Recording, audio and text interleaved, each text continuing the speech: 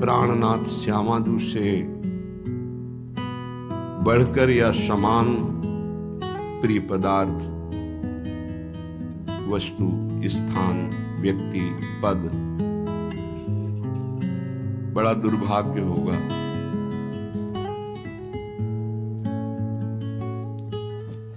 यदि प्राणनाथ के सिवा कहीं मन प्रियता कर लेगा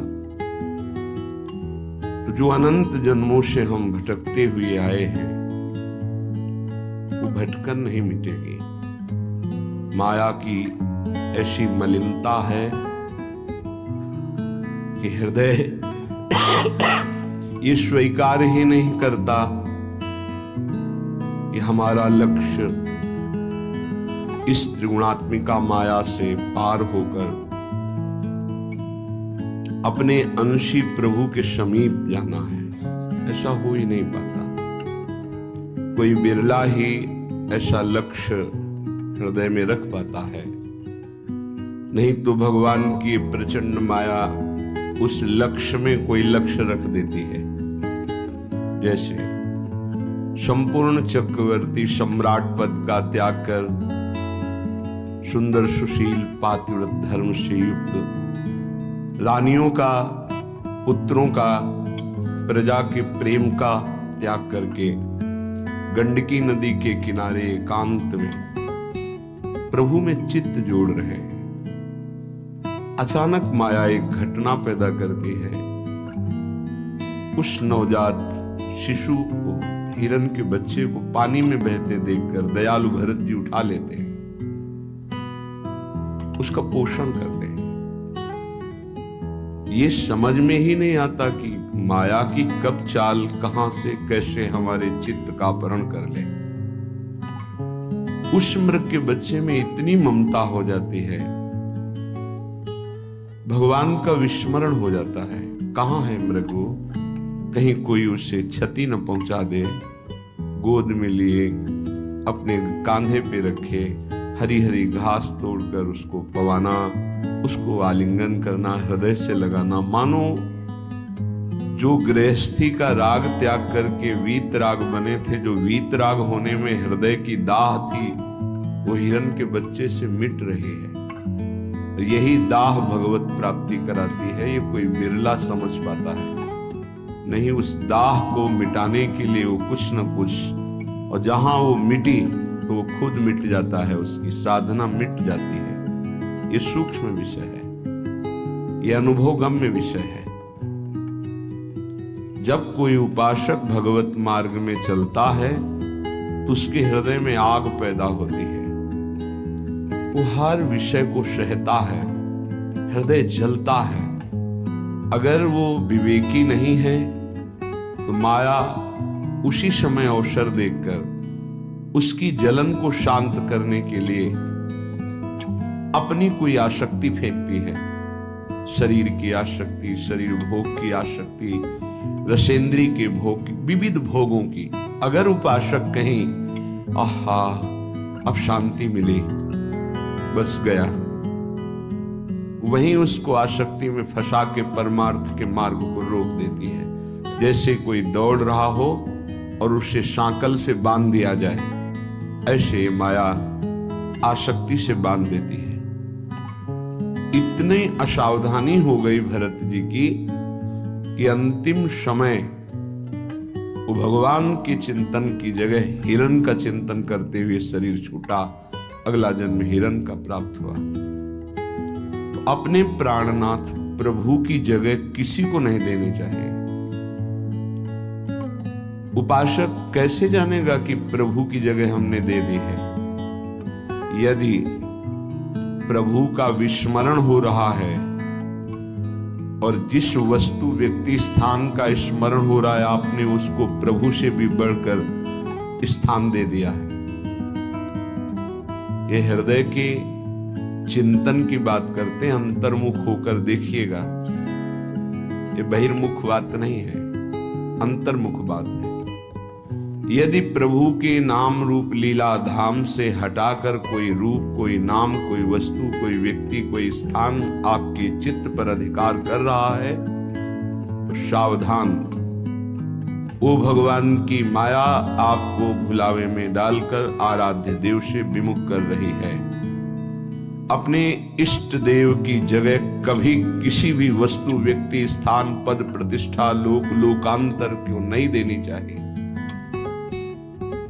नहीं तो उपासक हाथ मलता रह जाएगा, परमार्थ अवरुद्ध हो जाएगा। परमार्थ बड़ा सूक्ष्म है। परमार्थ में चलने वाले उपासक को बहुत सावधानी की जरूरत है, क्योंकि चित्त द्रवित हो जाता है। द्रवित चित्त में जो भी संस्कार डालोगे बहुत जोर के होते हैं। जैसे मोम को पिघला दिया जाए, फिर उसमें जो छाप लगाई जाए वो बहुत जोर की लग जाएगी। चढ़ी के मैन तुरंग पर चलिबो पावक माही, प्रेम पंथ अति कठिन है सबको निबहत नाही। जैसे मोम के घोड़े पर बैठकर आग से निकलना हो तो कैसा खतरनाक खेल है, ऐसे द्रवित हृदय से विषयों को पार करना है। कोई भी आकर्षण, कोई भी व्यक्ति, वस्तु, स्थान अपना अधिकार बना सकता है हृदय में, क्योंकि द्रवित हृदय एक बार छाप लग गई तो द्रवित हृदय की छाप को मिटाना बहुत कठिन होता है। इसीलिए उपासक को जब वो असावधान होकर विषय में फंस जाता है तो बहुत ही आसक्त चित्त पाया जाता है, क्योंकि वो निर्मल द्रवित हृदय का सीधे हृदय से प्यार करता है, वस्तु से, व्यक्ति से, स्थान से। नहीं तो हिरन कोई प्यार की वस्तु जिस प्रेम के कारण अपनी रानियों का, पुत्रों का, राज्य का, समाज का त्याग कर दिया, उस प्रेम के आगे हिरन क्या चीज था।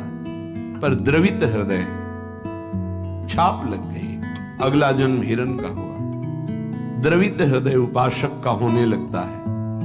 मलिन हृदय की छाप तो मिटाई जा सकती है, ये सूक्ष्म विषय है। विषयों में खेल रहा है, कोई भगवान से मतलब नहीं, तो जब जगेगा तो उसका हृदय साफ किया जा सकता है। जब ज्ञान होगा, उसको सत्संग मिलेगा तो सुधार बड़ी तीव्रता से हो जाएगा, यदि कुसंग ना हो तो। लेकिन यदि उपासक का हृदय आसक्त हो जाए तो बहुत ही उसमें विचित्रता पाई जाती है। जैसे द्रवित हृदय किसी रूप में फंस जाए, शरीर में फंस जाए, वस्तु में फंस जाए, उसकी एक विलक्षणता होगी उपासक की। जैसे वो प्रभु की तरफ चला था वैसे ही विषयों में अनन्य होकर के चलने लगेगा। द्रवित हृदय बिल्वमंगल जी चिंतामणि में अत्यंत आसक्त, हटे, प्रभु में मन को लगाने की चेष्टा की, लगा, फिर वैसे ही एक नववधू को फिर वैसे ही नवीन आसक्ति, अर्थात वो अभी हृदय से छाप मिटी नहीं थी। इसीलिए उन महापुरुष ने अपनी दोनों आंखों को ही विदा कर दिया। मेरे नाथ से तू फिर मुझे विमुख किया, अब संसार को देखूंगा ही नहीं। दोनों आंखें खोल ली। द्रवित हृदय अत्यंत आसक्त, ये विषयी पुरुष नहीं कर सकते ऐसी आसक्ति, वो विषय में भी ऐसी आसक्ति नहीं कर सकते जैसी उपासक आसक्ति करेगा। इसलिए बहुत सावधान, उपासना के मार्ग में हो, कुछ भी हो, इसका परिचय यही कि अपने आराध्य देव के स्मरण का महत्व नहीं रहा, स्मरण छूट रहा है, स्मरण छूट गया और तुम राजी हो, तद स्मरणेन परम व्याकुलतेत, इसका मतलब तुमने अपने आराध्य देव से बढ़कर कुछ मान लिया। बड़ी मलिन बुद्धि है, बड़ा मलिन मन है। इष्ट कृपा, गुरुदेव कृपा अवसर आता है मुक्त होने का। इंद्रियों को संयम में कर कर प्रेम समुद्र में डूबने का पर धिक्कार है ऐसे मन को, ऐसी बुद्धि को जो पुनः मलिन भोगों में फंसा देती है, मलिन संसार के राग में फंसा देती है। विचार करो, कोई भी उपासक जब ग्रह त्याग करता है वास्तविक भगवत लक्ष्य करके, कितनी सामर्थ्य उसके हृदय में भगवान देते हैं कि माता के चरणों का राग, पिता के दुलार का राग, परिवार के राग को स्वाहा करके, शरीर के राग को पता नहीं भोजन मिलेगा कि नहीं, व्यवस्था होगी कि नहीं, कोई पीटेगा अपमान करेगा तो सह लेंगे, हर कष्ट सह लेंगे, पर प्रभु को प्राप्त करेंगे। हृदय का लक्ष्य ये होता है हर उपासक के, जो ग्रह त्यागी होता है, जो वैराग्यवान होता है, जो भगवत मार्ग का निश्चय करने वाला होता है, इतना सुंदर दृढ़ संकल्प करने वाला, फिर किस वस्तु व्यक्ति स्थान का महत्व रखता है? किसी का नहीं। तो फिर क्यों आसक्त हो जाता है? बड़ी लंबी लंबी यात्रा करके भगवत मार्ग की, फिर किसी क्षुद्र विषय में विश्राम मानने लगता है, मनोरंजन करने लगता है। जहां दिन प्रतिदिन वैराग्य बढ़कर के उपरति की स्थिति में आना चाहिए, वहां वैराग्य घटकर राग की स्थिति में आ गया। किसी वस्तु, व्यक्ति, स्थान की प्रियता ने अधिकार कर लिया हृदय में। ये भारी विडंबना, माया का प्रबल आकर्षण। बड़े कृपा पात्र हैं, उनके चरणों की वंदना करता हूं जो उपासक अपने आराध्य देव की जगह किसी को नहीं देते, अपने आराध्य देव के समान किसी को नहीं समझते, अपने आराध्य देव के लिए सर्वस्व त्रिभुवन के पद भोगों का त्याग कर देते हैं। सतरति सतरति सा लोकान तारयति, वो तर जाते हैं, वो लोगों को तार देते हैं। ऐसे महापुरुष बिरले होते हैं। भगवत कृपा से जो मार्ग मिला है वही मार्ग है। मम भक्ति युक्तो भुवनम पुनात, मेरी भक्ति से युक्त हृदय वाला संपूर्ण लोकों को पावन करने की सामर्थ्य रखता है। चूक अपने लोगों से अब ये नहीं होनी चाहिए कि आराध्य देव की जगह किसी को दे दे। इसे बैठा लीजिए हृदय में। हृदय इतना ताला लगा के रखिए सुरक्षित कि हृदय में आराध्य देव की जगह कोई ले ना पावे। विश्वास कीजिए, बहुत प्रचंड भगवान की माया है, उन्हीं की है, इसलिए वो इतनी समर्थ है कि उनके स्थान में किसी को भी बैठाल सकती है। बहुत से नीच नीच वृत्ति को, बहुत से नीच नीच वृत्ति को, विश्वास कीजिए इस बात पर। अगर भगवान का आश्रय है तो साधु समागम मिलेगा और आपकी चूक का तत्काल सुधार होगा, तत्काल सुधार होगा। पर यदि अहंकार युक्त साधन रहा है तो लंबे समय तक तुम्हें झेलना पड़ेगा। जब तक अहंकार गलित होकर आर्त भाव से पुकारोगे नहीं कि नाथ मुझे बचा लो, तब तक ये माया पछाड़ती रहेगी। ये हम पढ़ी लिखी बात नहीं कह रहे, ये संतों के हृदय की बात कह रहे हैं, ये साधकों के हृदय की बात कह रहे हैं, जो हृदय में चिंतन हुआ उसकी बात कर रहे हैं। अगर हृदय को तन्मय किया जाए तो पूरे विश्व ब्रह्मांड में जितने हृदय, सब हृदय की बात हृदय में आ जाएगी।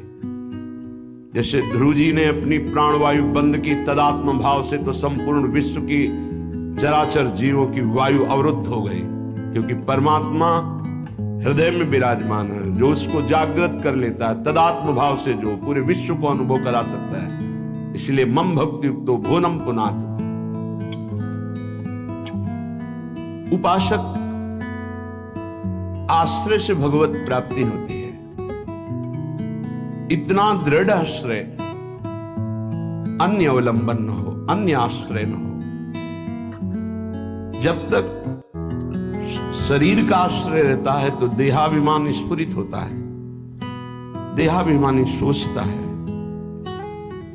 कि अगर हम भगवान का आश्रय लिए तो हमारा साधन छूट जाएगा, क्योंकि साधन से देहाभिमान की पुष्टता होती है। मैं करता हूं, अहंकार विमूढ़ात्मा करता हमिति मन्यते।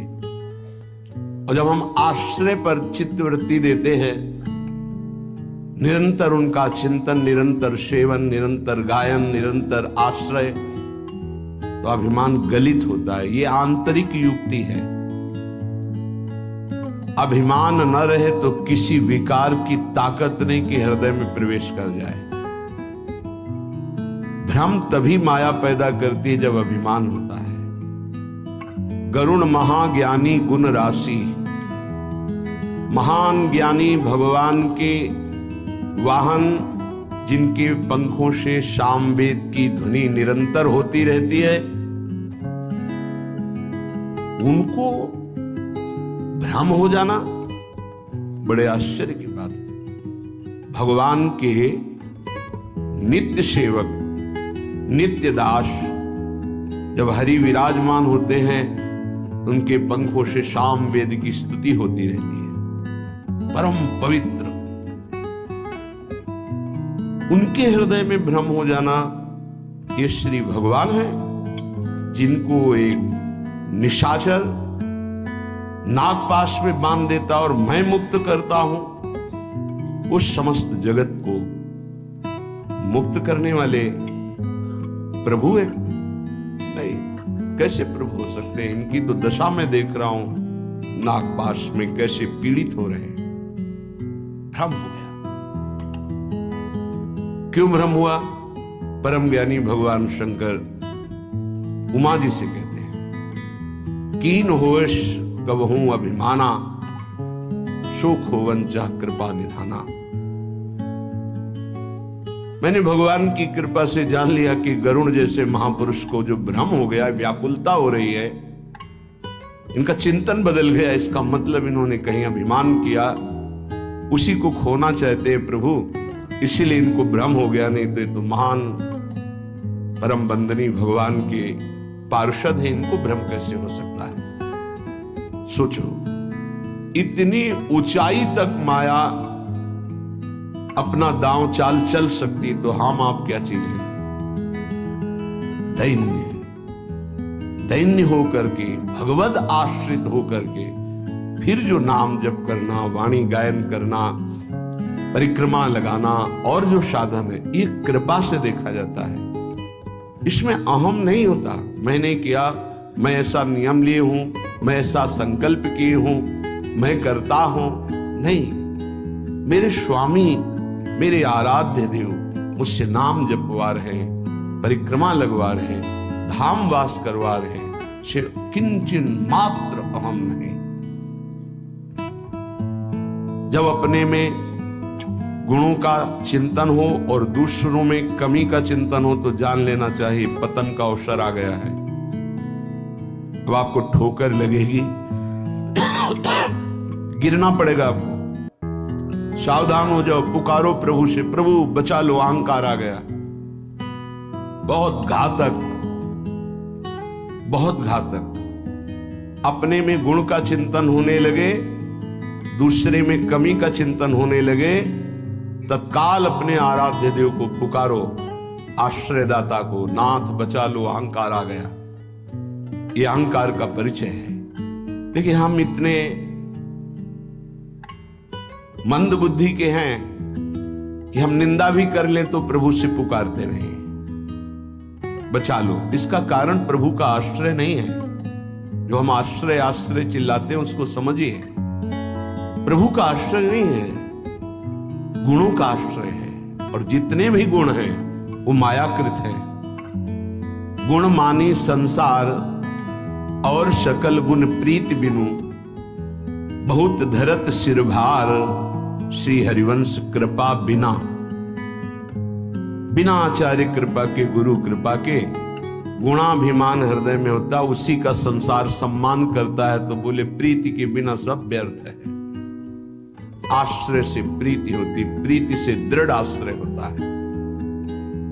उपासक हृदय में देखता रहे कि जिनके हम आश्रित हैं उससे बढ़कर कोई ना हो, तो पड़े रहोगे तो भगवत प्राप्ति हो जाएगी। हमारे शब्द को बहुत बिना किसी तर्क के, क्यों में के इसे स्वीकार कर लो। यदि आश्रय दृढ़ है हरि का, एक ही उपाय से माया से मुक्त होने की बात भगवान ने कही। मामेव ये प्रपद्यन्ते माया मेताम तरन्ति। इसमें कोई दूसरा शब्द नहीं बोला। ऊपर के श्लोक की पंक्ति में बताया अपनी माया की महिमा कितनी दुरत्य है, दुरंत है, प्रचंड है। दैवी हेषा गुणमयी मम माया दुरत्या। और उसके नीचे की पंक्ति में बताया उपाय उससे मुक्त होने का। मामेव ये प्रपद्यन्ते, बस माया में ताम तरन्ति, मेरे आश्रित। अभी ये आश्रय कैसे दृढ़ होता है, तो उपाय बताया जाता है। आप ऐसे रहो, आप ऐसे चलो, आप नाम जप करो, आप वाणी जी गायन करो, आप ऐसे सेवा करो। इससे आपका आश्रय दृढ़ होगा। भगवत प्राप्ति आश्रय से होती है। विश्वास कीजिए, आश्रय से। यह गुण साधनते नहीं हुई, सर्वेषु साधन वरेषु चिरम निराशा। खास बात, आशा आश्रय दाता से है। आशास्य दास्यम वृषभानुजायास। हमारी आशा स्वामिनी जी से है। हमारा बल साधन नहीं, मेरे बल से वृंदावन रानी आश्रय दाता हमारा बल है।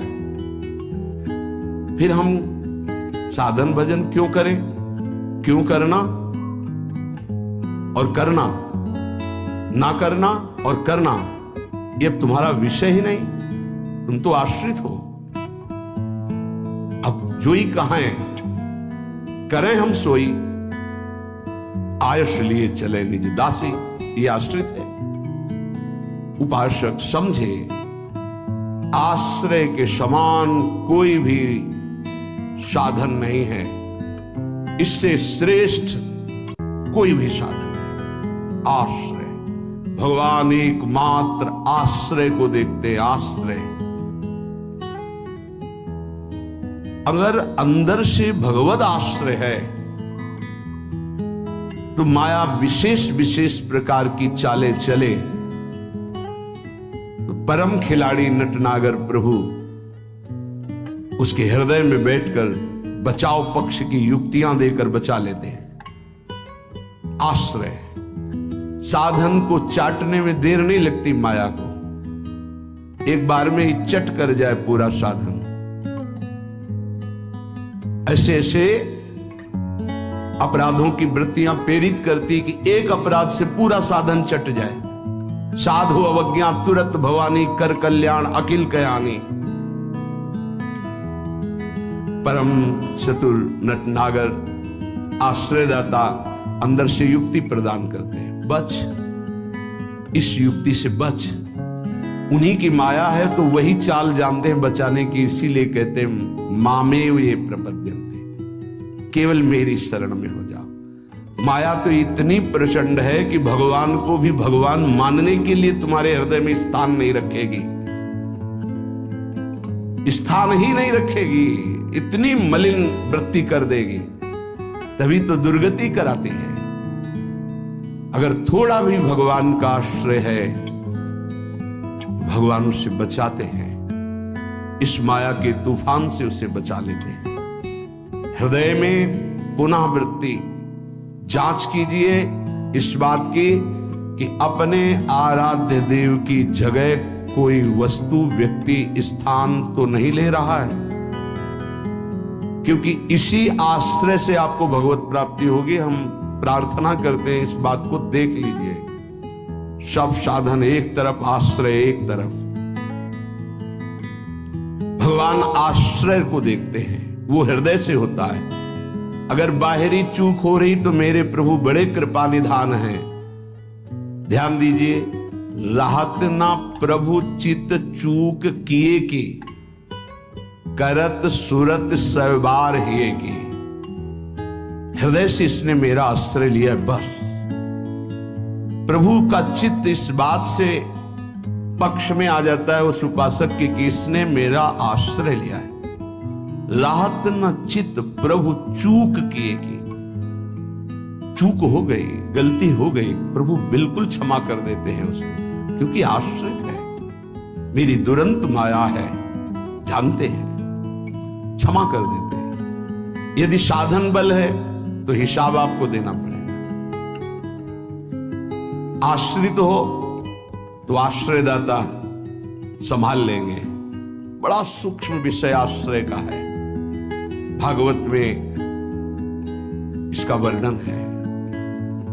भक्ति का तो ये मूल है, भगवत प्राप्ति का ये सिद्ध स्थान है आश्रय। हृदय में अवगुण करे समुद्र सम, गणत ना अपनो जान, ना गणत।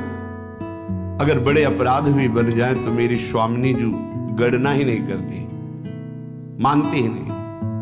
क्यों? मेरी चूक है, ये तो मेरे आश्रित है, आश्रित की चूक मेरी चूक।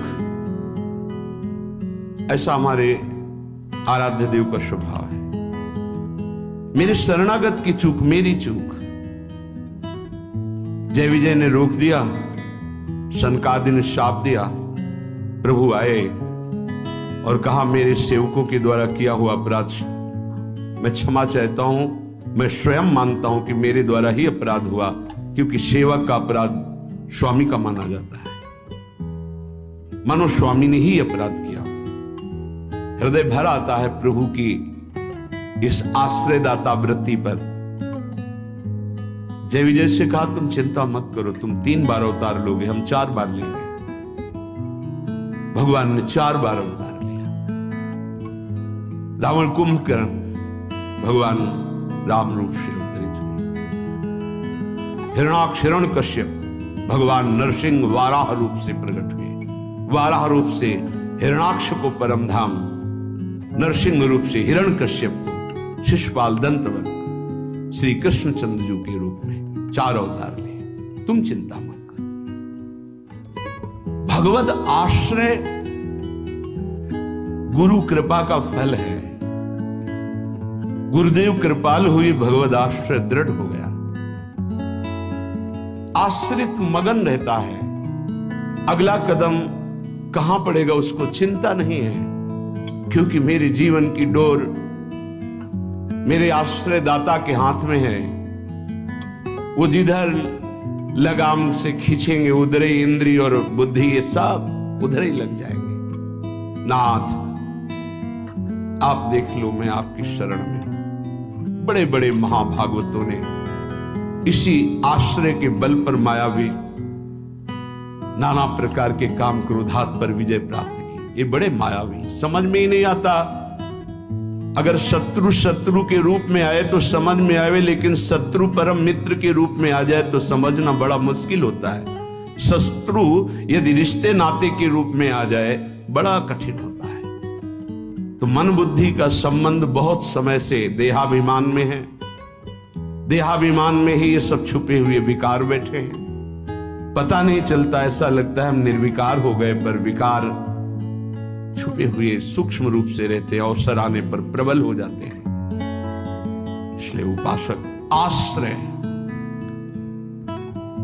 देवर्षि नारद को प्रचंड माया का भगवान से प्रेरित होकर आक्रमण करना, मोहित हो जाना,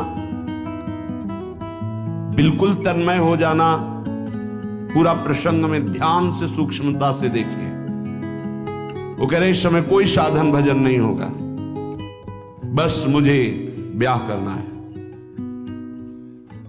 लेकिन उस समय भी आश्रयदाता की स्मृति नहीं गई। ये आश्रय जोर का होता है। विचार किया कि मेरा हितैषी कौन, बोले हरि। ये महाभागवत की स्थिति को बार बार प्रणाम है कि ऐसी प्रचंड माया के बीच में भी आश्रय नहीं भूले। और एकांत होकर पुकारा, प्रभु पधारिए, हरिए सामने।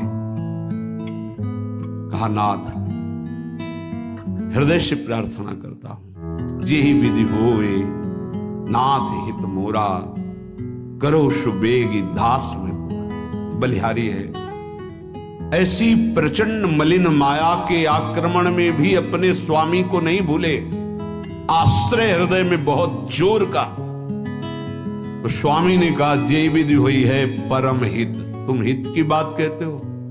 नारद, मैं अपने भक्त को कभी पतन के मार्ग में नहीं जाने देता, चाहे जितना उसका उपहास कराना पड़े, विरोध कराना पड़े, मैं ये सब सह लूंगा कि मेरे भक्त का उपहास हो रहा है, निंदा हो रही है, अपमान हो रहा है, पर मैं उसे पतन के गर्त में नहीं जाने देता। जाओ, जे विधि हुई है परम हित, नारद सुनो तुम्हारा परम हित जिसमें होगा वही मैं करूंगा। और वही किया प्रभु ने, परम हित कर दिया। इसलिए आश्रय, आश्रित को किसी भी तरह से कोई भी परास्त नहीं कर सकता। खास बात यह है, जहां किसी ने आश्रित को यह देखा कि इसमें तो ना तप है ना बल है, तो वो ये नहीं देख पाया कि आगे तो आश्रित दिखाई देता है, लेकिन गोद में बैठा है आश्रयदाता की। 5 वर्ष के प्रहलाद जी का चमत्कार कोई साधन भजन नहीं था। 5 वर्ष की तो आयु है, क्या साधन भजन है? गुरुदेव देवर्षि नारद ने आश्रय पुष्ट करा दिया गर्भ से ही। इतना जोर का आश्रय है कि इतनी भयावह परिस्थितियां आने पर भी मन डगमगाया नहीं। मेरे हरि हैं ना, मेरे हरि हैं, मैं उनकी गोद में हूं, वो कण कण में है। क्या दिव्य आश्रय! इसीलिए सारी दिव्यता प्रहलाद जी के जीवन में पाई गई। गुरुदेव नारद जी से पहले उनका स्मरण होता प्रहलाद, फिर नारद। प्रहलाद नारद पराशर पुंडरीक व्यासंबरी सुख सौनक भीष्मदाल ध्यान। सबसे पहले भक्तराज प्रहलाद जी का नाम, क्योंकि 5 वर्ष की अवस्था में निष्काम धर्म की चरम सीमा में आश्रय की भारी स्थिति में प्रहलाद जी को पाया गया। ध्रुव जी भी महाभागवत हैं, पर पहला नाम नहीं लिया गया, क्योंकि उन्होंने अटल पदवी की आकांक्षा की। निष्काम धर्म की चरम अवस्था प्रहलाद जी की। नरसिंह भगवान प्रकट हुए और पूरी लीला करने के बाद प्रहलाद जी को गोद में बैठाल के कहते, मेरी आज्ञा है, आप वरदान मांगो। हाँ प्रभु, आपकी आज्ञा का पालन करने के लिए वरदान मांगता हूं कि मेरे हृदय में कुछ मांग ही न रह जाए। ये क्या वरदान? मेरे हृदय में कुछ मांग ही न। आपको पाने के बाद अब क्या मांगू, क्या पाऊं? आश्रय, दृढ़ आश्रय। ये देहाभिमानी की समझ में नहीं आएगा। भगवद आश्रय, हृदय से आर्त भाव से जितनी दिव्यता वो सब आश्रय में विराजमान रहती है। इसलिए नाम आश्रय, धाम आश्रय, रूप आश्रय, लीला आश्रय, ये सब उसी परम आश्रय के खंभे हैं जिनके ऊपर प्रेम महल बनता है। इसी प्रेम महल में अद्भुत विलास और उसी में आपका प्रवेश प्रेम विलास में। नाम रूप लीला धाम ये महल के खंभे हैं, प्रेम महल के। और आश्रय, दृढ़ आश्रय आराध्य देव का। कैसा दृढ़ आश्रय? यह जोरी अविचल वृंदावन, नाहिन आन सुकाज, नाहिन आन सुकाज। मेरे प्रिया प्रिय हमारे माई श्यामा जी को राज। देखो आश्रय, मेरे प्राणनाथ श्री श्यामा शपथ करो तृण छिए, कसम खा के कहता हूं, हृदय में केवल श्यामा जी का आश्रय। आचार्य चरण के, मेरी महारानी श्री राधा रानी, जाके बल में सब सो तोरी, नाहि नान सुकाज, शपथ करो तृण छिए, सब सो तोरी। लोक वेद कुल कानी मेरी महारानी श्री राधा रानी। ये महान पुरुषों ने आश्रय को अपने हृदय की कृपा करके परिचय दिया, तब समझ आश्रय सच्ची कहते हैं, आश्रय एकमात्र आश्रय नहीं। ऐसी धूल भरी आंधी कि तुम समझे नहीं पाओगे कि साधन कर रहे हो कि असाधन कर रहे हो। श्रीपाद धाम का दृढ़ आश्रय लिए हुए हैं। करुणा करके वर्णन करते हैं कि मेता भाद्रिक भाग्यम मम कलुषमूर्तेरपि भवे निवासो देहांतावधि यदि श्री वृंदावन भुवि तयो श्री दंपतयोर नव नव विलासैर्विहरतो पदज्योति पूरे रपितु मम संगोनुभविता।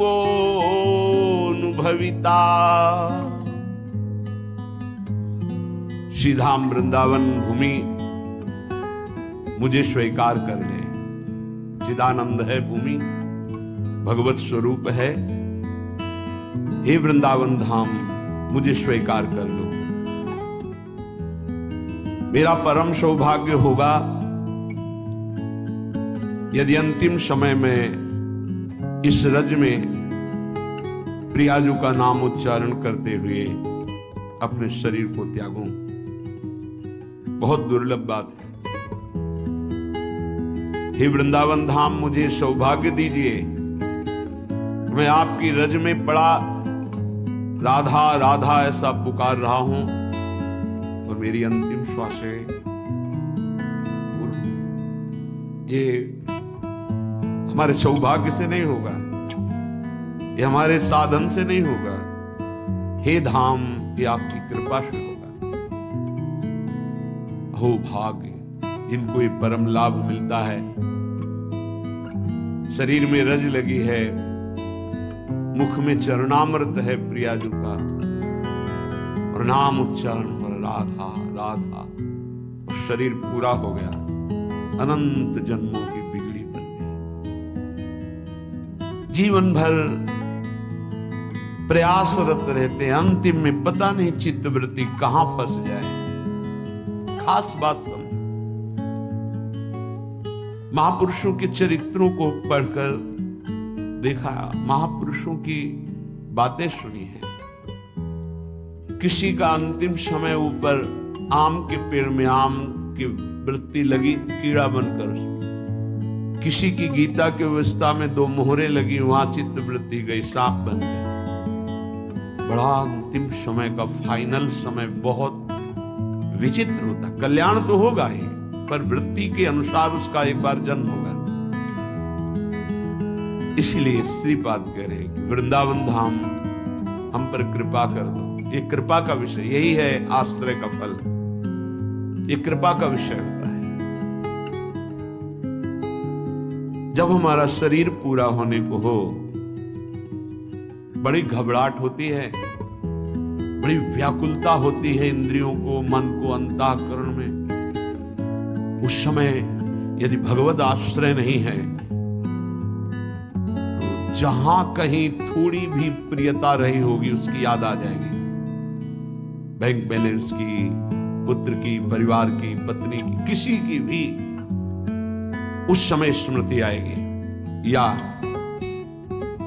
आपने प्रभु का आश्रय नहीं लिया, उत्तम भजन नहीं हुआ, तो आपने जो अशुभ किए हैं वो आपके सामने सीन पैदा कर देंगे। उसी को आप देखते हुए शरीर छोड़ेंगे, अगला जन्म उसी में पहुंच जाए। लेकिन धाम की कृपा एक अमोघ है। ये हित धाम में वृंदा देवी की कृपा से कहा भी था और वहीं अनुभव भी हुआ था कि जिस समय जीव यहां शरीर छोड़ता है तो वृंदा देवी की प्रेरणा से सखियां अंतिम समय यहां शरीर छोड़ने वाले के राधा राधा ऐसा श्रवण कराती है, ऐसा स्फुरण करा देती है और उसको धाम की कृपा से प्रिया प्रीतम की प्राप्ति होती है। उस समय कीर्तनिया बाबा थे तो उन्होंने कहा ये आप कहीं से स्वाध्याय किया क्या? उन्होंने छाती में स्वाध्याय हुआ है, ये बाहर की बात नहीं, वृंदा देवी ने प्रेरणा करके ऐसा अनुभव कराया हमें। तब वो बात उनका, जिससे कोई बोले कि कहां लिखा है, तो एक संत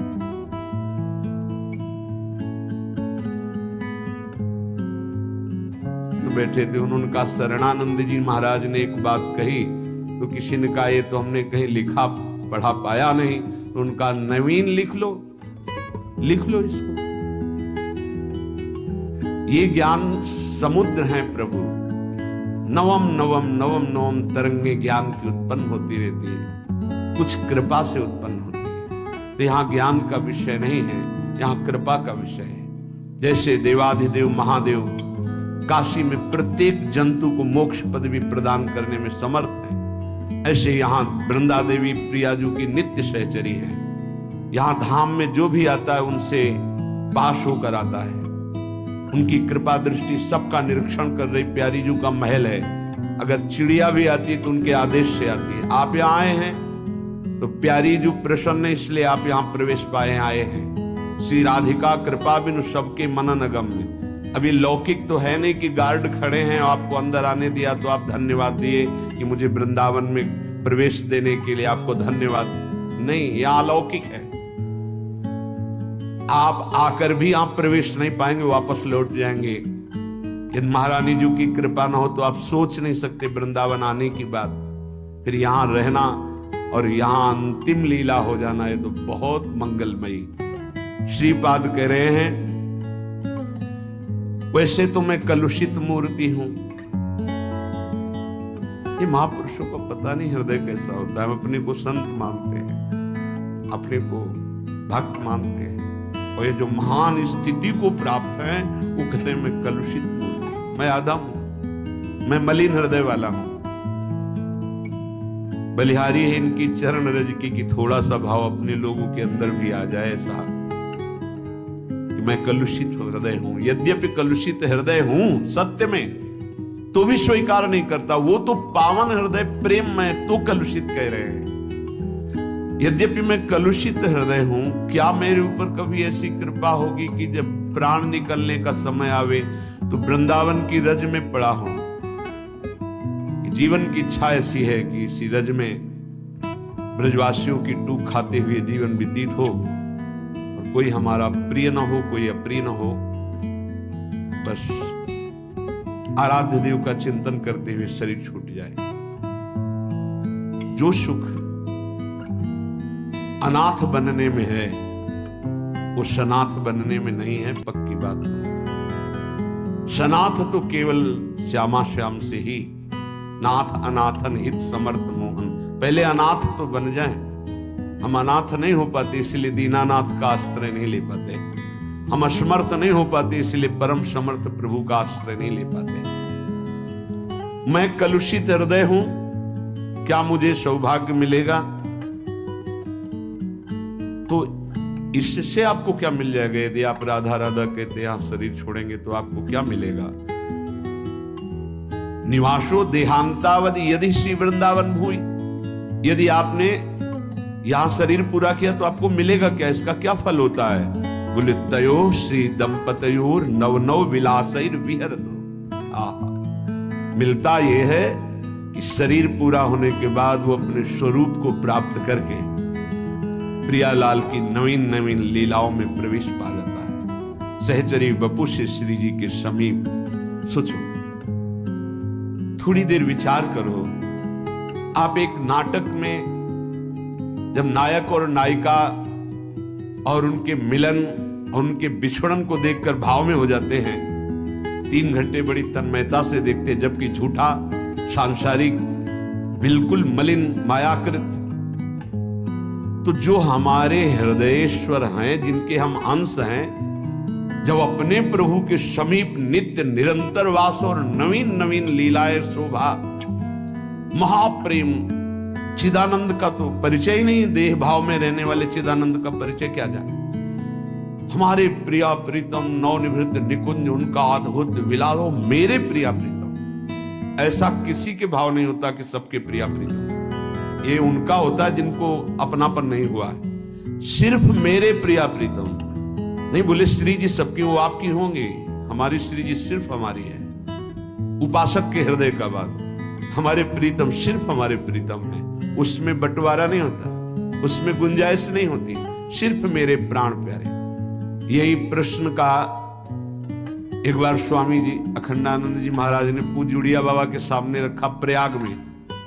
एक ऐसे ही प्रेमी भक्त से बात की तो उनका होंगे आपके कोई श्री कृष्ण प्रभुदत्त ब्रह्मचारी जी भी थे। उनका मेरे श्री कृष्ण सिर्फ मेरे हैं, वो मेरे पास रहते हैं, मैं और किसी का परिचय नहीं जानता, वो मेरे से। तो बाबा से कहा कि इनका क्या अंधविश्वास नहीं है? तो बाबा ने कहा कि हाँ, आप लोगों की जो बहुत बड़ी ज्ञान वृत्ति है वो इसको कैसे समझे, बलिहारी है इस महाभागवत की। बोले ये तो हम कहते हर भक्त के भगवान अलग होते हैं, बाबा की वाणी में लिखा है, वो उसके दुलारे होते हैं। अब आप कहोगे ऐसा कैसे, तो तुम तर्क बुद्धि से नहीं जान सकते। जिस समय कोई भक्त भोग लगा रहा होता है तो उनके भगवान पा रहे होते हैं, अगर भाव में है तो उसी समय कोई भक्त अपने प्रभु के साथ वन विहार कर रहा होता है ना, अलग अलग प्रभु। ये हम छवि या सिंहासन में विराजमान की बात नहीं कहते, भाव देश की बात कर रहे हैं। हर उपासक को ऐसा अनुभव होता है सिर्फ मेरे प्रिया प्रीतम, जहां विराजमान होता है सीधे उसके प्रिया प्रीतम, बीच में कुछ नहीं, केवल हमारे प्रिया प्रीतम। बहुत वो गुण विषय है, गुप्त रीति आचरण प्रगट सब जग दिए। ये दंपति श्री श्यामा श्याम की नवनवायमान लीला और उनके श्री चरण कमल की सेवा का सौभाग्य मिलता है, जिसका शरीर यहां पूरा होता है। ये बाजी जीत गए। कुछ लोग तो ऐसे जीत गए कि आए आए और खड़े खड़े दांव लगाए और जीत गए, चल दिए। हमें लगता है कि कैसे कृपालु प्रभु हैं कि जैसे आए क्या हो रहा है, बोले यहाँ जुआ खेला जा रहा है, तो हमारे भी 10 रुपया और 1000 रुपया जेब में डाले चल दिए। ये तो आते आते बाजी मार ले गया। ऐसे कितने कि जो आए और दांव लगाया जीवन का और बाजी जीत गए और चले गए प्रियाजू के पास। अपने लोग ललचाते हैं कि कहीं ऐसा ना हो जाए, कहीं ऐसा ना हो जाए कि प्राण प्रिय लगने लगे और किसी अस्पताल में जाकर शरीर छूटे। ऐसा कभी दुर्भाग्य ना हो, ऐसा कभी दुर्भाग्य का सहयोग ना देना कभी कोई वृंदावन वासी को। नहीं भाई नहीं, भवरोग से मुक्ति का समय आया, उसको यही दवा दे दो, यही कष्ट निवारण की उपाय कर दो और यही शरीर पूरा होने दो। ये सौभाग्य बड़े बड़े महापुरुष मांगते हैं, उस सौभाग्य को कभी वंचित न करे किसी के, कभी कभी ऐसा ना करे। ये आती है कि स्थिति कोई बिरला निष्ठावान टिकता है, वो बड़ी कृपा की पीड़ा बाहर हुई हो, यहां करके परम पद प्राप्त कर लिया। अमोघ कृपा प्रभु की, अहेतुकी कृपा प्रभु की। वो विपरीत परिस्थिति भगवान का विशुद्ध वरदान होती है। इस विषयी पुरुषों की समझ में नहीं आए। भारी प्रतिकूलता भगवान का विशुद्ध कृपा प्रसाद होता है, विशुद्ध कृपा प्रसाद, जहां सीधे केवल अपने आराध्य देव से बातचीत होती, संबंध होता, दूसरा कोई है ही नहीं। श्रीपाद कह रहे यही सौभाग्य मैं प्राप्त करना चाहता हूं। यत्र प्रविष्टः सकलोपि जंतुः, क्या महिमा धाम की है। यत्र प्रविष्टः सकलोपि जंतुः सर्व पदार्थोप्यबुधैरदृश्य स्वानंद सच्चिद घनतामुपैति तदेव वृंदावनमाश्रयन्तु। यहां केवल प्रविष्ट हो जाए और शरीर छूट जाए, स्वानंद सच्चिद घनतामुपैति, अक्षरशः सत्य है, वो सच्चिदानंद घनता को प्राप्त हो जाता है बिना साधन के। ये धाम का पता, ये कर्तृत्वाभिमान वाले को समझ में नहीं आएगा। धाम में प्रविष्ट हो गया और अज्ञानी है वो। सर्व पदार्थोप्यबुधैर अदृश्य, अबुधई अज्ञानी, उसको ये पता नहीं कि चिदानंद धाम है, प्रियाजू का महल है, कुछ उसको पता नहीं। प्रविष्ट हुआ और उसका शरीर छूट गया तो स्वानंद सच्चित घनतामुपैति, ये भाव क्यों कह रहे हैं? क्योंकि प्रायः होता है कि बिना परिचय के, बिना श्रद्धा के, बिना भाव के वस्तु की प्राप्ति नहीं होती। वो जानता नहीं है मैं धाम आ चुका हूं, इसकी अद्भुत महिमा है, और यहां उसका शरीर छूट जाता है तो क्या हुआ? स्वानंद सच्चिद घनतामुपैति, सच्चिदानंद घन स्वरूप को प्राप्त हो जाता है। तदेव वृंदावनमाश्रयन्, अब तो कोई भरोसा नहीं है, केवल वृंदावन का भरोसा है। सच्चिदानंद भगवान की प्राप्ति करा देगा। तो वृंदावन के आश्रित होकर के और नाम जप रहे हैं, आश्रय लेकर कहीं भी हो, रज का सेवन, चरणामृत का सेवन और नाम जप। यदि जिह्वा में नाम का अभ्यास बन जाए तो उपासक के लिए कुछ दुर्लभ नहीं। पर जिह्वा में नाम तभी चलेगा जब कर्कश वचन हृदय छुए न कहिए। बहुत महापुरुष हुए, सिद्ध महापुरुष रसिद राधा वल्लभी श्री चतुर्भुजदास जी।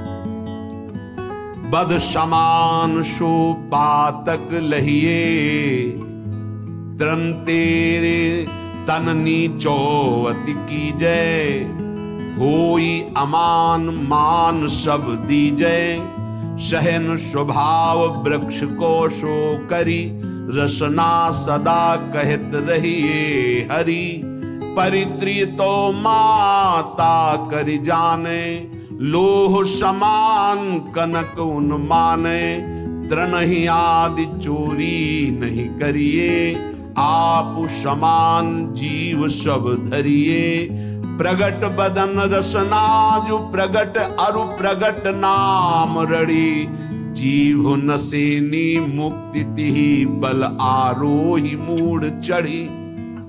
जीव रूपी नसेनी में एक एक कदम चलना मतलब नाम जप करना। अगर जीव से नाम जप कर रहे हैं तो हम मोक्ष पदवी, प्रेम पदवी की तरफ चढ़ते चले जा रहे हैं। पर उस जीव से कभी अश्लील शब्द, गाली, गंदे वचन, प्रपंच की गंदी बातें और किसी को ऐसे वचन बोल देना जो हृदय को एकदम बेध दे।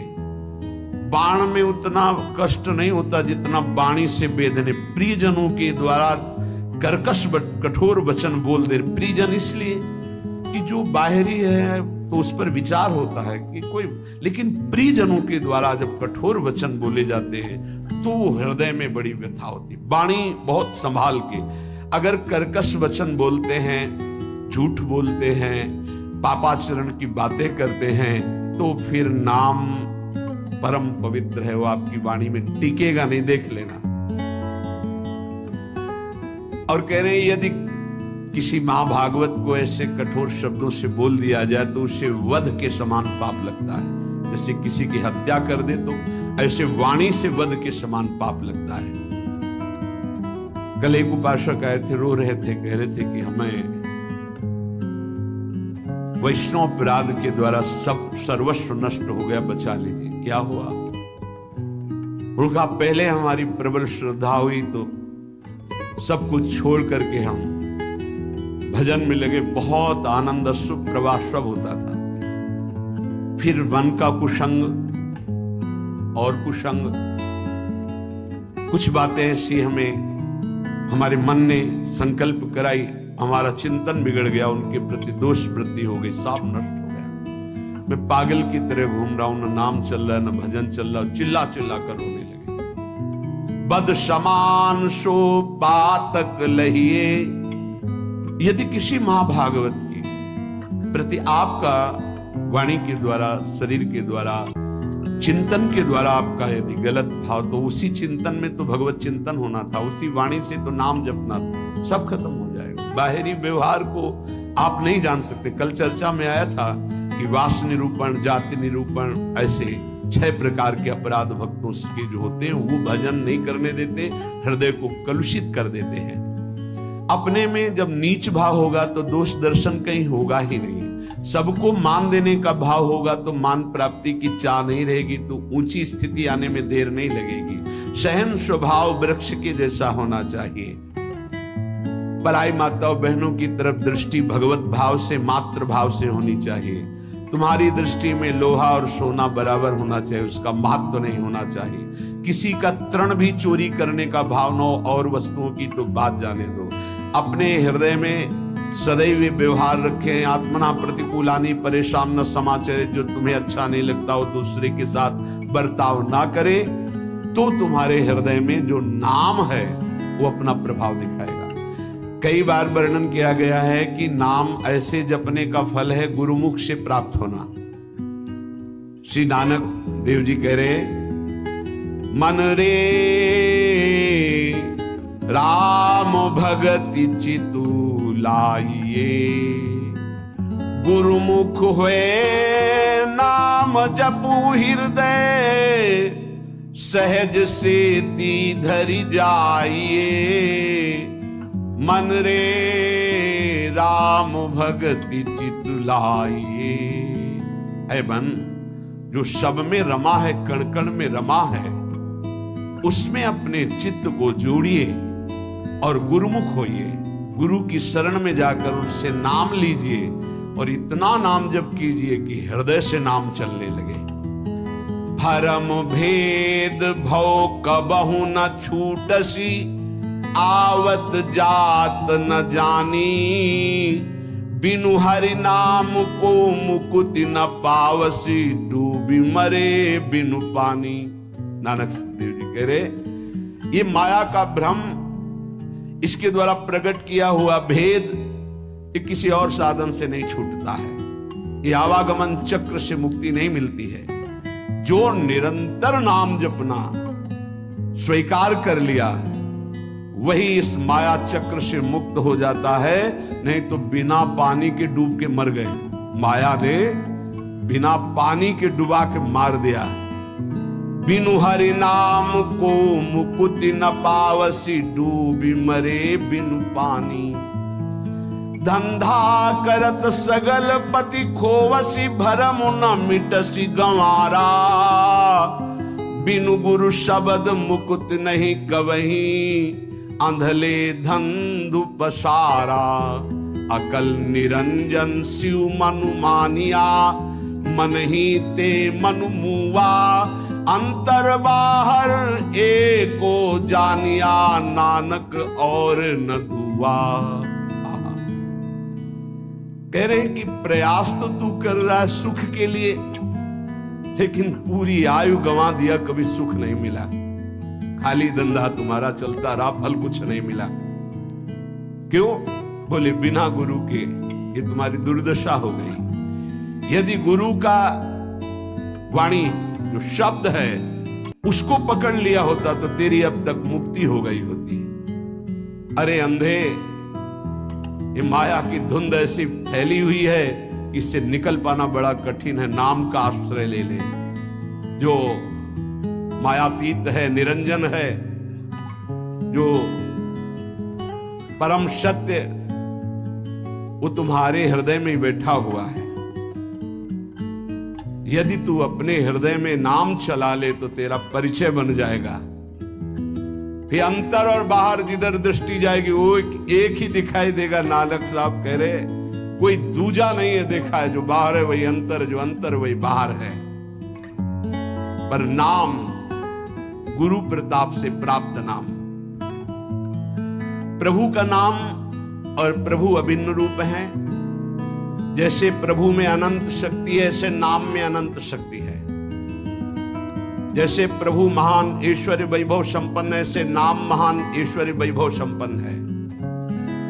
यदि किसी सम्राट के महान वैभव खजाने में असंख्य धन हो और आपको पता ना चले और आप उसी के पास रहते हो और एक एक रुपए मांगते हो, फुटपाथ में खड़े हुए, पास में खजाना जमा है, किसी वैभवशाली सम्राट का खजाना है, आदर सहित कहीं तुम नाम जप करने लगे तो आप जान लीजिए कि अब आपका निश्चित उद्धार हो जाएगा। कोई भी दुख आपको फंसा नहीं पाएगा। जब तक तुम्हारे अंदर नाम के प्रतिभाव नहीं आ रहा है, तभी तक ये आपत्ति विपत्तियां आपको घेरे हुए हैं। आपत्ति विपत्तियों में फंसकर हम जिससे आपत्ति विपत्तियां आ रही वही पाप कर्म और करते जाते हैं।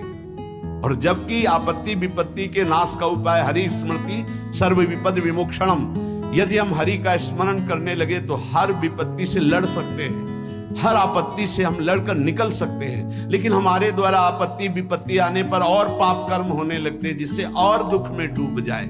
मूर्खता हमारी बुद्धि में बैठ गई है। जब तक प्रभु का नाम जपने की बात आप अपने हृदय में नहीं लाते, तब तक अन्य कोई साधन आपको दुखों से नहीं बचा सकता। पक्का मानो, ये किसी पक्षपात की बात नहीं है। कलेर दोष निधे राजन नस्ति हेको महान गुणः कीर्तना देव कृष्णस्य मुक्त बंधा परम ब्रजेत। बड़ा विचित्र खेल है। सबको शास्त्रों का सम्यक स्वाध्याय करना चाहिए, तभी पता चलता है कि हम जो सुन रहे हैं वो सही सुन रहे हैं या गलत सुन रहे हैं। आजकल बहुत गलत भी सुनाया जाता है। हमें लगता है कि थोड़ा श्रवणेंद्रिय को बचाया जाए। कलिर दोष निधे राजन, कलयुग का ये दोष है, अपने को भगवान और भगवान को ना मानना। क्यों? दुर्गति इसी से तो होगी। भगवान को जिसने भगवान माना और तन्मय हो गए तो स्वयं भगवत स्वरूप हो गए, ये हम बात मानते। तस्मित् तज्जने भेदा भावात्, भगवान में तन्मय हो गए तो भगवान के स्वरूप हो गए। भगवान से अलग आप लोगों को शायद इस बात का पता ना हो, जब गंगा जी की बाढ़ आती है तो विशाल धारा हो जाती है, और जब घटती है तो 2-3 भाग हो जाते हैं। तो प्रधान धारा से जो भाग अलग हो गया, उसका विज्ञजन शास्त्र ज्ञानी जन आचमन भी नहीं करते स्पर्श से। उसको जानते हो क्या कहते हैं? गंगौघ, गंगा का पाप। उसको उसमें कभी अवगाहन नहीं करते जो शास्त्र के ज्ञानी, अब गांव के नहीं जानते बेचारे। गंगौघ उसे कहते हैं। ऐसे ही जो धारा से अलग हुआ वो गंगौघ जल, ऐसे ही जो भगवान से अलग हुआ वो पाप के सिवा और कोई शिक्षा नहीं दे सकता। कौन ऐसा आज तक ज्ञानी प्रकट हुआ भूमंडल पर जिसने भगवान की सत्ता को न माना? 2 प्रकार से भगवान का भजन होता है, निराकार, एक साकार। सगुण साकार, निर्गुण निराकार। मानते हैं वही निरंजन मायातीत है, वही त्रिगुण माया को रचता है, और वही योग माया के द्वारा प्रकृति को अधीन करके अपने रूप को प्रकाशित करता है। बहुत कुछ लोग बहुत बाक चापल्यता कि फिर तुम नारायण को मानते हो, हरि को मानते हो। मान लो ब्रह्मा के पिता भगवान विष्णु, तो विष्णु के पिता कौन है बताओ? विष्णु के पिता मूल का कोई मूल होता है क्या? श्री कृष्ण चंद्र जी गीता में कह ऊर्ध्व मूलो अधः शाखा। समझ में नहीं आ रहा? मूल का कोई मूल होता है? मूल का तो सबका मूल वो खुद है। शंकर जी के ब्याह में वेद ही ब्राह्मण रूप धारण करके स्वस्थ वाचन हरि हो, फिर शाखोच्चार बोला जाता है अंबा पार्वती जी के साथ। आपका नाम, पार्षद खड़े थे, देवाधिदेव महादेव। बाप का नाम शाखोच्चार में बोला जाता है। महादेव जी ने इशारा किया, चतुर्मुख ब्रह्मा जी बैठे, बोलो पितामह है ना ब्रह्मा जी। बाबा का नाम, बोले हरि को बोले हरि, पर बाबा का नाम बोले शिव। बोले तो पहले बेटे का नाम बोला था, तो बेटे भी हम ही है, बाप भी हम ही, पर बाबा भी हम ही है। कैसे जानोगे? अरे यही है सबके मूल है। बहुत बचने की जरूरत है, बहुत बचने की। बड़ा संस्कार पड़ता है, कुसंग से बचिए। ये जैसे सत्संग का प्रभाव होता है, ऐसे कुसंग का प्रभाव होता है। ए भाई, हर कण में भगवान है। आप जब भगवत भावना करते हो तो आप जहां से भावना करते हो वहीं से भगवान आपको अनुभव करा देंगे। आज आप पत्नी की भावना करते हो तो मेरे प्राणनाथ पत्नी के रूप में है। जब वो अंदर से चले जाएंगे तो आप पत्नी के शरीर को 24 घंटे नहीं रख सकते अपने पास, क्योंकि मेरे प्राणनाथ अंतर ध्यान हो गए। वही है, कण कण में है। बस हमें लगता है कि सत्संग की आड़ में कुसंग जो होता है उससे बचना चाहिए। श्री सुखदेव जी से बड़ा कोई ज्ञानी है जिन्होंने बरहा पीडम नटवर बपुः कर्णयो कर्णिकारम बिभ्रदवासा कनक कपिशम वैजयंतीम चमालाम गंधान वेणुरधर सुधया पूरयन गोप वृंदे। जो ये शोभा सुन करके 18,000 श्लोक, जो अपने ब्रह्म स्वरूप पिता भगवान व्यासदेव के पुकारने पर पीछे नहीं मुड़े और श्लोक सुनने पर उन्हीं के चरणों में बैठकर 18,000 श्लोक सुने, वो श्री कृष्ण क्या है।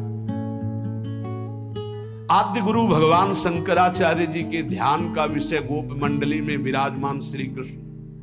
आप देखो उनके स्तोत्र पढ़कर। अरे वो जब राजा के यहां शरीर में प्रवेश करके और ये अनुभव करना चाहते थे काम सुख का कि कौन श्रेष्ठ है, जब प्रयाग में प्रश्न हुआ था, तब मोह मुदगल स्तोत्र की पहले रचना की थी कि ऐसा ना हो कि उस शरीर में जाकर आसक्त हो जाए। इसलिए भज गोविंदम गोविंदम भज मूढ़म। समझ में नहीं आता कौन सा ज्ञान आजकल प्रकट होता है कि भगवान को भगवान मानने में। बहुत विचित्र है, बहुत विचित्र। बहुत बच के रहना। श्रवणेन्द्री को कलेर दोष निधे राजन नस्ति हे क्रो महान गुणः। इसमें सब दोष ही दोष का आपको मेला मिलेगा। महान गुण एक है, श्री कृष्ण कीर्तनस्य। नाम कीर्तन, नाम जप अगर नहीं है बुद्धि को शुद्ध करना।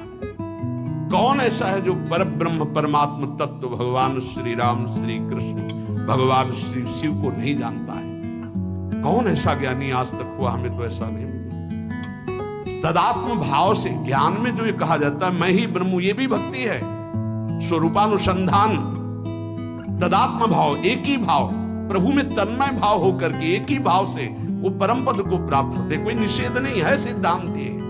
बूंद कभी समुद्र नहीं बन सकती, पर समुद्र में गिर जाए तो समुद्र हो जाएगी। पक्का? आज तक कोई महात्मा सूर्य बन के दूसरा चमका हो तो हमें बताना। एक प्रकृति की रचना के नियम का कोई परिवर्तन नहीं कर सकता। तरंग लय हो गई समुद्र में, वो समुद्र ही है, इसमें कोई संशय नहीं।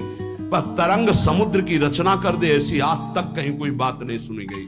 हम ब्रह्माकार वृत्ति करके ब्रह्म स्वरूप में लीन हो गए, ये सत्य बात है। लेकिन जिस प्रकृति की रचना को तुम देख रहे हो उसी ब्रह्म का ये ऐश्वर्य है। भला इसका कोई परिवर्तन करके दिखा दे। बहुत चाहे जितना तपस्वी ज्ञानी ध्यानी, विश्वामित्र जी ने थोड़ा प्रयास किया कि नए स्वर्ग की रचना करके त्रिशंकु को भेजूंगा, वहां से धक्का लगा दिया। आज तक ऐसे हिलगा हुआ है त्रिशंकु, ना नीचे उतार पाए ना ऊपर भेज पाए। नई सृष्टि की रचना करना, लेकिन कौन कर सकता है? भगवान के सामने किसी की नहीं। उनकी इस प्रकृति का कौन परिवर्तन कर? ऐसे ऐसे महात्मा हुए, समुद्र को अंजुली में पी गए, लेकिन परिवर्तन कर सकते? रात दिन पूरी प्रकृति का परिवर्तन है। उस ब्रह्म का चिंतन करके उसमें लीन हुआ जाता है। इसका मतलब नहीं कि मैं ब्रह्म हूं और सब निंदा स्तुति करके भगवत विग्रहों की, भगवत अवतारों की, इनकी। ऐसा नहीं कि भगवत अवतार का उपासना करने वाला निराकार तत्व को नहीं जानता है, ऐसा ना समझा जाए। गोपीजन महाप्रेम स्थिति में है। इनसे बड़ा प्रेमी कौन होगा सगुण साकार का? सगुण साकार का इनसे बड़ा प्रेमी कौन होगा? यथा ब्रज गोपिका नाम। और क्या बोल रहे? न खलु गोपिका नंदनो भवा नखिल देहिना मंत्रात्म दृग। आप केवल यशोदा नंदन नहीं है, मैं जानती हूं आप सबके हृदय में विराजमान आत्म तत्व है। क्या आत्म तत्व किस रूप में? निराकार, आप सबके हृदयों में विराज। कौन सा ऐसा भक्त है जिसको ये ज्ञान ना हो जाता हो? इसलिए सर्वेषां भगवान नाम समानो महिमा पिचेत तथापि स्वाप्रियाणाम तो स्वार्थ सिद्धि सुखम भवेत। बहुत ध्यान से सुनना। विभिन्न रुचि लोकानाम क्रमात् सर्वेषु नामसु प्रीता संभवेत्तानि सर्वाणि शिव प्रियाणि। यद्यपि हमारे प्रभु के नाम सब महान महिमा में हैं, किसी भी नाम की कोई भी नाम जापक अन्य नामों की निंदा न करे, नहीं तो जो नाम जप करता है उसका प्रभाव नहीं पड़ पाएगा। सिद्धांत को समझिए। जो नाम तुम्हें गुरुदेव ने दिया है विशेष प्रिय हो जाना चाहिए, रुचिकर हो जाना चाहिए, उसी का जप और कीर्तन किया जाए। भगवान नाम सब कुछ इसमें भरा हुआ है। समस्त अभीष्ट मनोरथों की सिद्धि नाम जप से प्राप्त हो जाएगी। तो एक ही नाम रखा जाता है, बहुत नाम क्यों रखे गए? बोले विभिन्न रुचियों के कारण, विभिन्न भावों के कारण भगवान अवतार विभिन्न लेते हैं और उनके नाम भी भिन्न भिन्न होते हैं, लेकिन फल सबका भगवत प्राप्ति ही है। इसलिए जो गुरु नाम दे उसमें प्रियता करो, उसमें रुचि करो, उसको निरंतर जपो। यदभ्यर्च हरिं भक्त्या कृते कृतुषु तैरपि फलम प्राप्नोत्य विकलम कलौ गोविंद कीर्तनात्।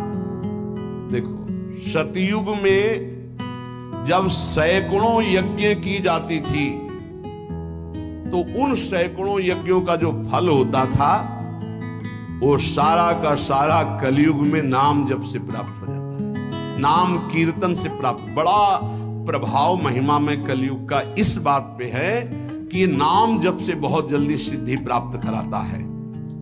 ध्यायन् कृते यजन यज्ञ स्त्रेतायाम द्वापरे अर्चयन् यदाप्नोति तदाप्नोति कलौ संकीर्त केशवम।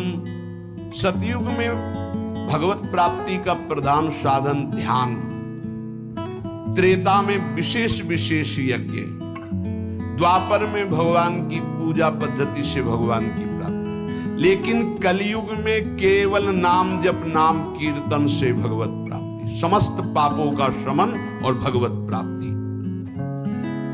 ते सभाग्या मनुष्ये सुकृतार्था नृप निश्चितम स्मरन्ति ये स्मारयन्ति हरिर्नाम कलौ युगे।